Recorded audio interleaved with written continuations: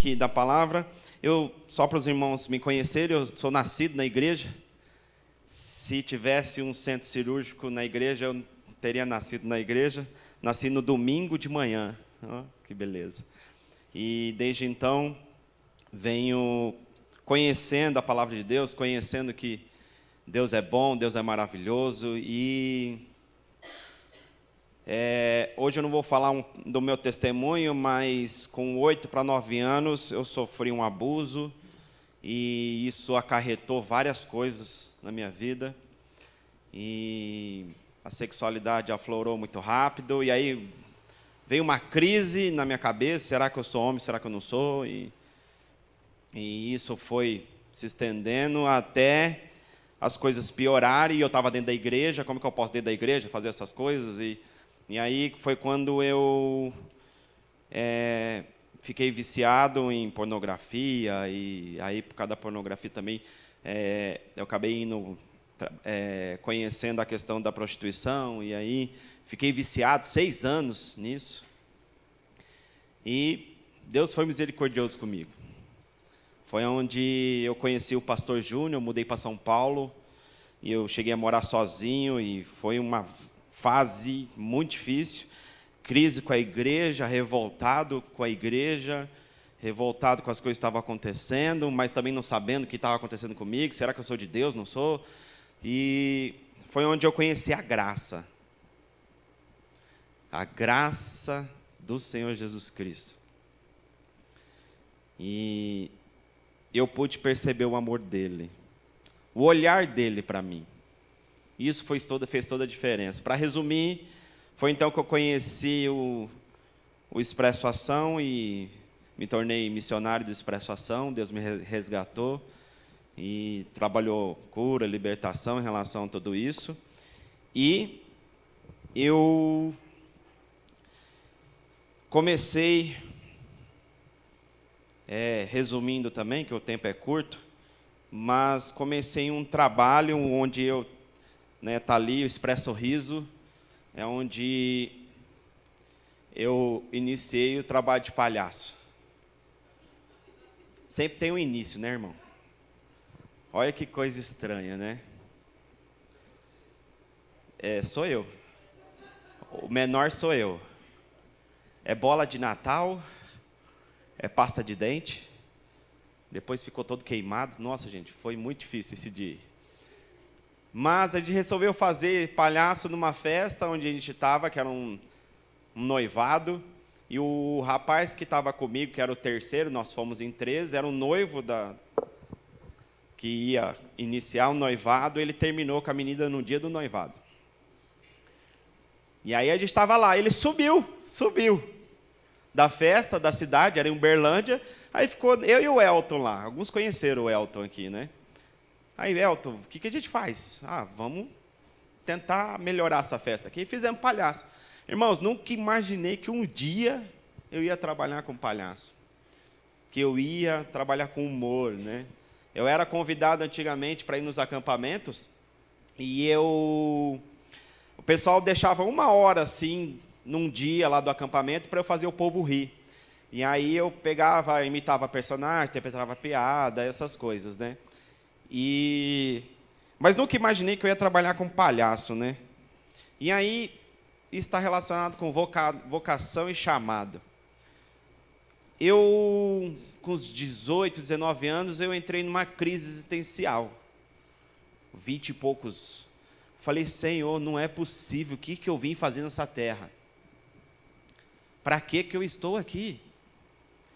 E aí, um dia, quando eu estava afastadão da igreja, voltando da faculdade, fui para uma balada, estava trêbado, sentei na calçada da frente da minha casa, 5 horas da manhã, e engraçado que nós que saímos, nós que não queremos nos relacionar com Deus, mas Ele continua nos amando e falando com a gente, mesmo em qualquer situação. E a gente que muitas vezes escolhe sair, mas Ele não deixa, Ele ama a gente. E aí eu sentei naquela calçada assim, meio tonto. Eu falei: Senhor, para que eu existo? Não é possível que eu existo para ficar desse jeito. Não é possível que eu exista para nascer, né? E para minha mãe foi muito difícil, né, me ter, porque as irmãs que tiveram filhos, algum foi cesariano?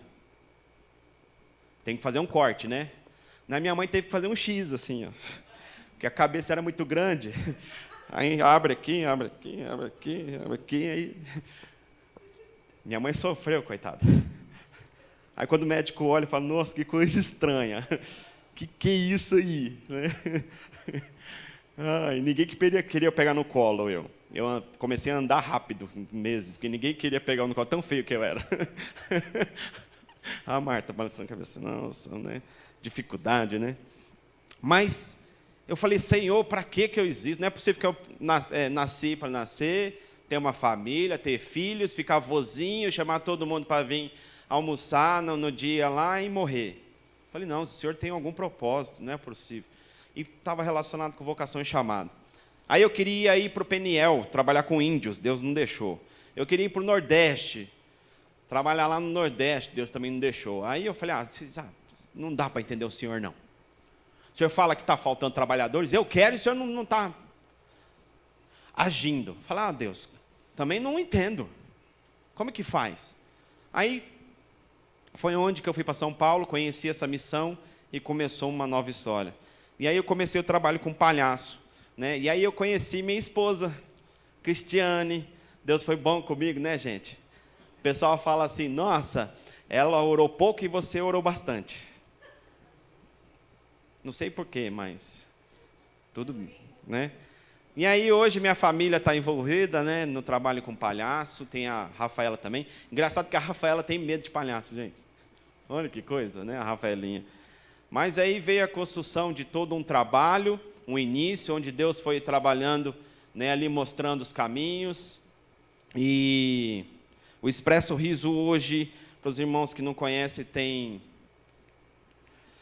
4 projetos, que é o hospital, fazendo arte com graça, que é o evangelismo nas igrejas, o Meia Lona, que é um trailer camarim que vai na rua, e o Pé da Bobos, que é nas escolas, né? Aí, ó, o hospital, a maioria dos irmãos aqui, alguns trabalham nesse voluntariado, onde a gente usa a arte do palhaço para poder ali mostrar o amor de Deus, né? Trabalho das igrejas, nas ruas, praças, e o trabalho nas escolas, onde a gente trabalha princípios e valores e a gente fala do amor de Deus através da arte do palhaço. E o ano passado, irmãos, a gente conseguiu alcançar 27.517 pessoas através desse trabalho voluntário nos hospitais. Hoje estamos inseridos em 11 hospitais. Ribeirão Preto e região, 6 em Ribeirão, 3 Sertãozinho e 2 em São Paulo. Mover de Deus, gente, mover de Deus, porque não dava para imaginar tudo isso, não dava para imaginar. E Deus vem trabalhando com a gente ainda, mas o que eu quero falar aqui, gente, está relacionado com isso, que a base do palhaço, para você ser um bom palhaço, são 3 coisas: olhar, sentir e agir. Um bom palhaço de hospital tem que trabalhar isso. Alguns aqui vão entender que eu vou falar, porque fez o voluntariado, sabe como é que é. Quando a gente vai num quarto de hospital, se a porta está fechada, a gente não sabe o que está acontecendo lá dentro. Então, como que o palhaço vai agir? Como que ele vai atuar? Né? Ele não pode chegar gritando. A pessoa, ele abre a porta e dá um grito. Hey! O paciente tinha acabado de dormir. Fazia 3 dias que ele não dormia. E aí o palhaço faz isso? Vai ser legal para aquele paciente? Não, então o palhaço tem que olhar, sentir e agir. Ele olha, ele sente, aí ele age. Ele olha,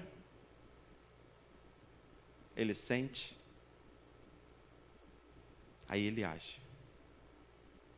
Isso é a arte do palhaço.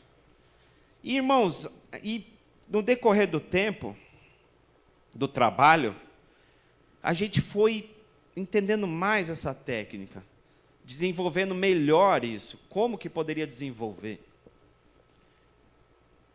Só que, através disso, a gente começou a trabalhar mais com pessoas, olhar diferente. Como que eu posso olhar? Como que eu vou sentir? E como que eu vou agir?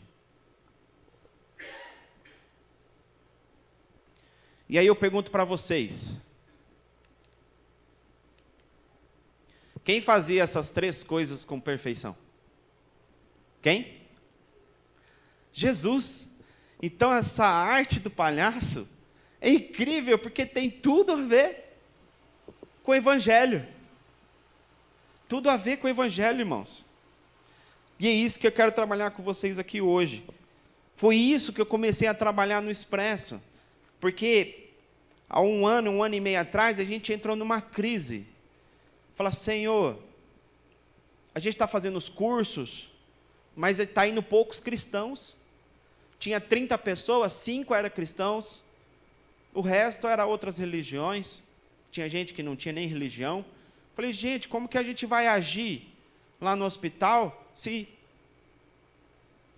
E aí, conversando com algumas pessoas, até com o pastor Samuel, ele falou, vocês não estão orando por transformação? De ti é. Aí tá, Deus está te mandando. E aí, irmãos, caiu a ficha que o nosso curso é um trabalho evangelístico, onde há transformação, onde através da arte do palhaço,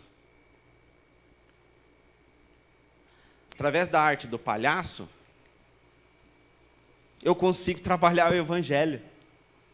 Eu consigo trabalhar o olhar, o sentir e o agir. E as pessoas dali saem transformadas.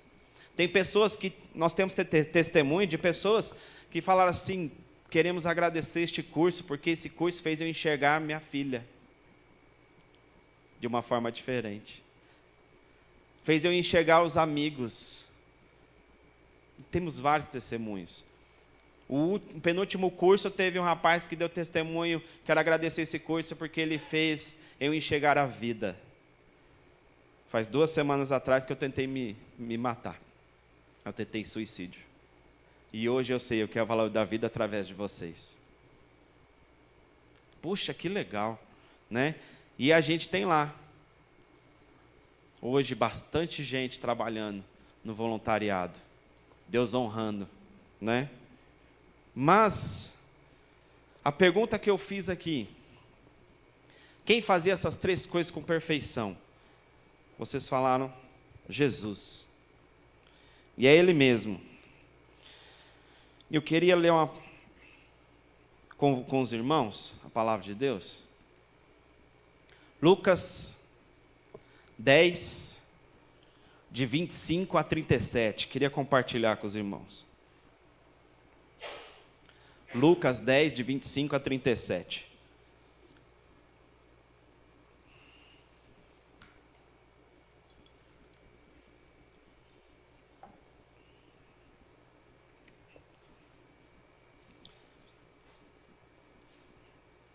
Lucas 10, de 25 a 37. Diz assim, certa ocasião, um perito na lei levantou-se para pôr Jesus à prova e perguntou-lhe, mestre, o que preciso fazer para herdar a vida eterna? Parênteses, gente. Aqui eu quero falar com os irmãos. Nós precisamos conhecer, entender bem quem nós seguimos. A palavra. Porque assim como Jesus levantou pessoas para pôr ele à prova, nós vamos ser também. E nós temos que entender a palavra, saber quem é o nosso mestre, o porquê que a gente segue ele. Porque senão a gente pode passar vergonha. Alguém já foi perguntado assim, mas o que você crê? Alguém já foi perguntado? Alguém? Alguém chegou para você assim e falou, mas o que você crê? Quem já foi perguntado? Levanta a mão. E aí, você teve que falar. Se você não conhece, como você vai falar? Só que eles estavam falando com quem? Perdeu, igual o pastor falou. Perdeu, falou com Jesus, rapaz. Olha lá, 26. O que está escrito na lei? Respondeu Jesus. Jesus é fantástico. não só sabe a sua missão, o seu chamado, como conhece a lei. Ele ele responde perguntando para ele. Olha que fantástico. O que está escrito na lei? Respondeu Jesus. Como você a lê? Ele respondeu: ame o Senhor, o seu Deus, de todo o seu coração e toda a sua alma, e de todas as suas forças, e de todo o seu entendimento, e ame ao seu próximo como a si mesmo. Disse Jesus: você respondeu corretamente. Aqui mostra que ele faz uma pergunta, mas ele já sabia a resposta. Ele estava querendo provar quem? Jesus. Mas ele, querendo justificar-se, perguntou a Jesus: e quem é o meu próximo? Continua o questionamento, né? Em resposta, disse Jesus. Eu acho fantástico como Jesus lidava com as pessoas, porque para que a mensagem fosse entendível, ele usava parábolas. Senão o povo não entendia a linguagem divina, né? E hoje eu uso o palhaço na maneira lúdica para que a verdade, a palavra, seja manifestada. Porque não é o palhaço que cura, é a palavra. Mas o palhaço é o método, né? Em resposta, diz Jesus: um homem descia de Jerusalém para Jericó, quando caiu nas mãos de assaltantes. Estes lhes tiraram as roupas, espancaram-no e se foram, deixando-o quase morto. Estes lhes tiraram as roupas, espancaram-no e se foram, deixando-o quase morto. Uma vez, uma pregação do pastor Neil Barreto, ele fala que os ladrões aqui agiram de misericórdia. Vixe, na hora que ele falou isso, um monte de gente ficou contra ele. Mas quem já foi assaltado aqui? Recentemente, né, Cláudio? Quem já foi? Irmãos, eu fui 14 vezes em São Paulo e 2 vezes aqui em Ribeirão Preto. Das 16 vezes, eu acho que foram umas 8 à mão armada. A pior, sabe onde foi? Aqui em Ribeirão Preto. Por incrível que pareça. A gente ficou com os assaltantes uns 40 minutos. Eles sabiam que tinha dinheiro, cofre e tal. E lá onde eu trabalhava, tinha o senhor de idade, o Brandão, que era o dono da empresa. E ele ficou muito nervoso. E aí, como era lá uma livraria, então não tinha tanta rigidez nos critérios. Lá eu podia ir trabalhar de bermuda e regata. Então eu ia trabalhar de bermudão e regata. E aí o cara pensava que eu era mano. Aí ele chegava e me mano, fala onde está o negócio, cara. Você sabe, eu sei que você sabe. E eu agachado lá. E eu falando, não sei, no cofre só tem cheque. Pega o cheque lá, pode ir. E aí esse senhor ficou bravo. Gente, um dos ladrões foi para cima dele e começou a bater nele. E aí um dos ladrões agiu com misericórdia. Chegou lá, tirou o cara e falou, a gente não veio aqui para isso. Vamos fazer o que a gente tem que fazer e vamos embora. Se não fosse esse ladrão, o senhor podia ter morrido. Então ele agiu com misericórdia, né? E aí ele fala que... Vamos continuar o texto, para depois eu fechar isso aqui. 31. Aconteceu estar descendo pela mesma estrada um sacerdote. Quando viu o homem, passou pelo outro lado. E assim também um levita. Quando chegou ao lugar e o viu, passou pelo outro lado.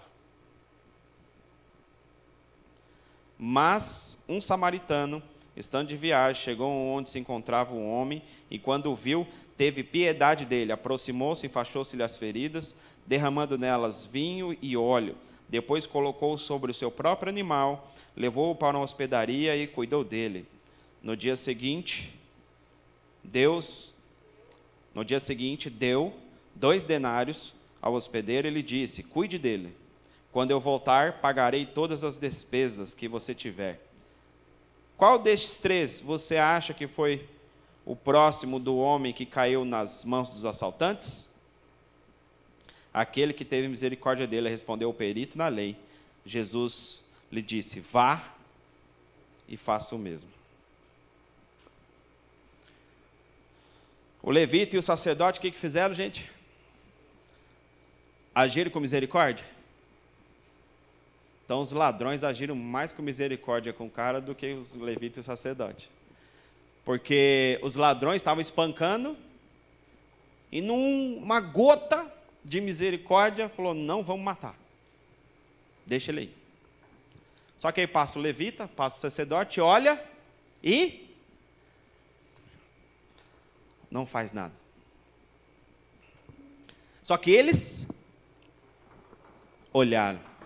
E aí vem a pergunta para nós. Será que nós estamos sendo igual o levita e sacerdote? Olhando, mas não sentindo e não agindo. Por que o levita e o sacerdote não fez nada? Porque não sentiu.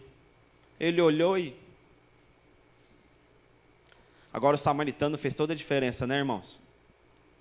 A gente aqui não fala, mas ele poderia estar indo a trabalho, ele poderia estar indo para a casa dele, ele poderia estar indo de viagem, ele poderia estar indo para a igreja, poderia, não sei. Mas ele olhou, o samaritano sentiu e agiu.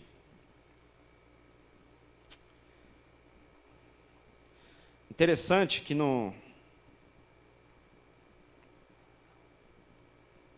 versículo...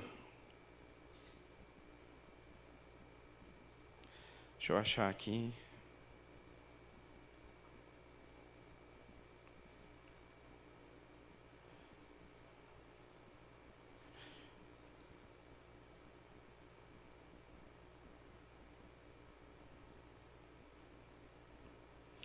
No versículo 28,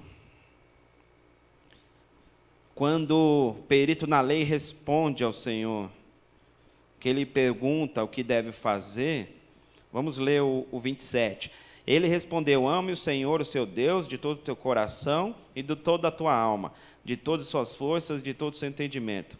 Ama o seu próximo como a si mesmo. Disse Jesus, você respondeu corretamente. E aí vem a frase abaixo. Faça isso e você viverá. Aqui o Senhor Jesus nos dá uma dica, né? De como que nós temos que viver. Então o Senhor Jesus mostra para aquele perito ali que ele tem que olhar, sentir e agir. Vamos lá, agora eu quero a ajuda de vocês. Em quais momentos Jesus fez isso também? Com quem?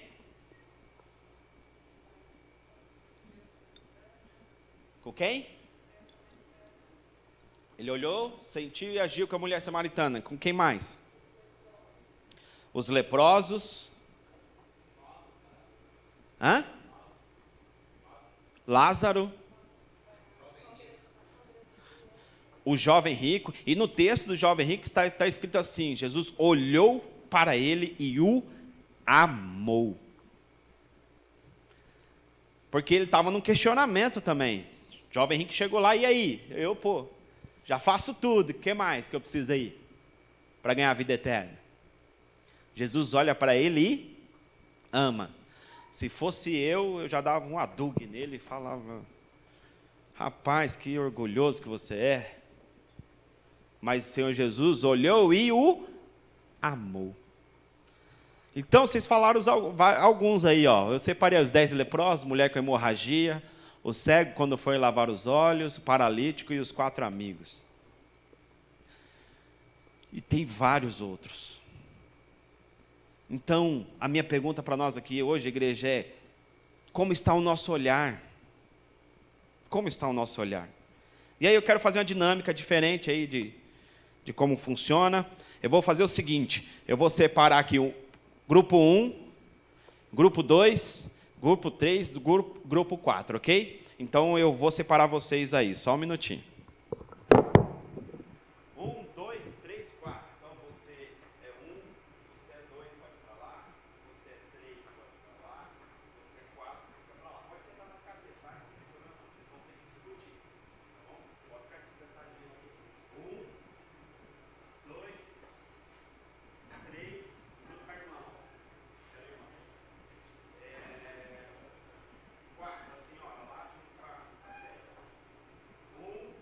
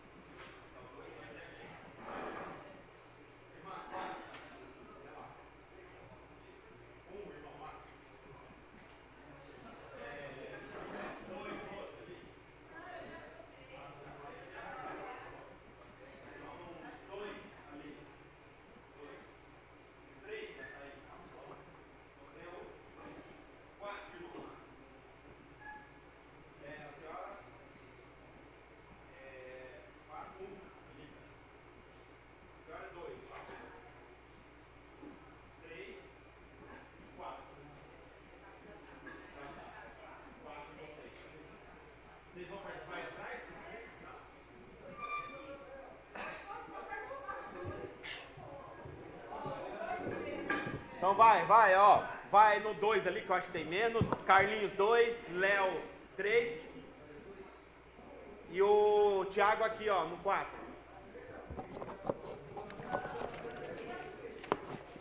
É o seguinte, gente. A proposta é o seguinte. Eu vou mostrar uma foto pro grupo 1, tá? Grupo 1. Essa é uma família que chegou a vocês e ela não tem condições nenhuma. Não tem onde morar, não tem nada. Vocês vão ter que olhar, sentir e agir. Qual seria a providência com essa família? Como que vocês poderiam ajudar essa família, ok? Quais seriam os passos para que isso acontecesse? Então, vocês olham a imagem, vocês sentem e vocês agem. Depois, um do grupo vai falar o que vocês conversaram, tá bom? Um do grupo vocês escolhem aí. Grupo 2. Esse aí é um caso de uma criança onde ela tem um lábio leporino e quando ela nasceu, a mãe teve que sair da sua cidade, lá do interior do Campo Grande, e vir para Ribeirão Preto. E, ao vir, ela pensou que iria ficar 2, 3 dias e voltaria para sua cidade. Mas passou 3, 4 meses e ela não voltou para sua cidade. Só que lá na sua cidade tinha um menino, filho dela, mais velho, de 7, 8 anos, que estava lá, desesperado, achando que a mãe o abandonou. Que ele não tinha mais mãe por causa disso. Como que vocês reagiriam a isso? Qual seria a melhor solução, o melhor caso para vocês? Ó, por favor. Já leva o seu, Léo. O terceiro grupo aí, pode juntar mais, vocês podem, não, vocês vão atrapalhar o quarto grupo aí. É o seguinte, isso aí é uma diretora de uma escola. A diretora da escola ligou para vocês. O terceiro grupo, a diretora da escola ligou para vocês que está tendo um surto na escola de casos de suicídio. Já tiveram 3 suicídios. E ela pediu ajuda para vocês. Como que vocês poderiam ajudar essa escola? Beleza? Vocês podem conversar sobre isso. E vocês aqui, por favor. Se vocês quiserem fazer uma roda aí, é melhor, tá, gente? Esse quarto caso é o seguinte: essas 3 crianças foram abandonadas pelos pais, porque os pais têm problema com droga. E o pai está preso. A mãe não tem condições nenhuma, então o Poder Judiciário tirou das crianças e colocou no abrigo. E o filho aí, que é o mais velho, ele não quer voltar para casa. Como lidar com isso? Qual o papel da igreja aí? Amém? Terceiro, qual o papel da igreja aí? Segundo, qual o papel da igreja aí? Primeiro, qual o papel da igreja? Beleza? Vocês têm 5 minutos.